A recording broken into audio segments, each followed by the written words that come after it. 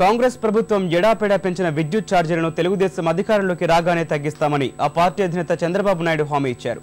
అఖిలపక్షంలో తెదేపా నిర్ణయాన్ని అన్ని పార్టీలు ప్రశంసిస్తుంటే తెరాసకు మింగుడు పడటం లేదని ధ్వజమెత్తారు. వరంగల్ జిల్లాలో 3వ రోజు వస్తున్నా మీకోసం పాదయాత్రలో అడుగడుగునా ప్రజల కష్టాలను తెలుసుకున్నారు.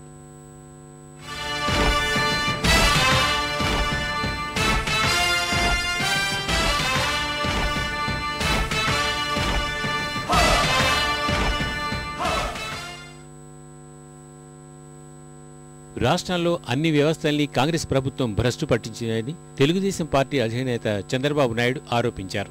వరంగల్ జిల్లాలో ఇసిపేట నుంచి 3వ రోజు పాదయాత్ర ప్రారంభించిన ఆయన రంగాపురం, లక్ష్మీపురం, నాగారం మీదుగా పరకాలకు చేరుకున్నారు. కాంగ్రెస్ ప్రభుత్వం ఎడాపెడా విద్యుత్ ఛార్జీలు పెంచిందని ధ్వజమెత్తారు. అధికారంలోకి రాగానే పెంచిన విద్యుత్ ఛార్జీలు తగ్గిస్తామని చంద్రబాబు భరోసా ఇచ్చారు. వ్యవసాయ రుణాల రద్దుతో పాటు సాగుకు 9 గంటల విద్యుత్ సరఫరా చేస్తామని ఆయన హామీ ఇచ్చారు. ఈ రోజు మళ్ళా ఇలాంటి పథకాలు లాంటి టౌన్ లో కరెంట్ రావాలన్నా, రాష్ట్రంలో కరెంట్ రావాలన్నా అది మళ్ళా ఒక్క తెలుగుదేశం పార్టీకే సాధ్యం తప్ప వేరే పార్టీలు ఎవరు చేయలేరు. ఒకప్పుడు చేశాం, మళ్ళీ చేసి చూపిస్తాం. అందుకే నేను మిమ్మల్ని అడుగుతున్నాను. ఈ రోజు రాష్ట్రాన్ని అంధకారం చేసి ఎక్కడ చూసినా కరెంటు ధరలు పెంచి, సర్ఛార్జ్ పెంచి పేద ప్రజల నడ్డు విరగొట్టే పరిస్థితి వచ్చింది. ఈరోజు టౌన్ లో మీరున్నారు, మీరు ఒకసారి ఆలోచించండి. కరెంటు రాదు, ఎక్కడ చూసినా మురికి కాలువలన్నీ రోడ్డు మీద పారుతున్నాయి. కరెంటు లేనప్పుడు దోమలు విపరీతంగా వస్తున్నాయి. దోమలు కుడితే డెంగ్యూ గాని, మలేరియా గాని ఇలాంటి రోగాలు వచ్చే పరిస్థితి వచ్చింది. ప్రజలు అనేక సమస్యల్లో కొట్టుమిట్టాడుతుంటే కేసీఆర్ ఎప్పుడైనా వచ్చారా అని ప్రశ్నించారు.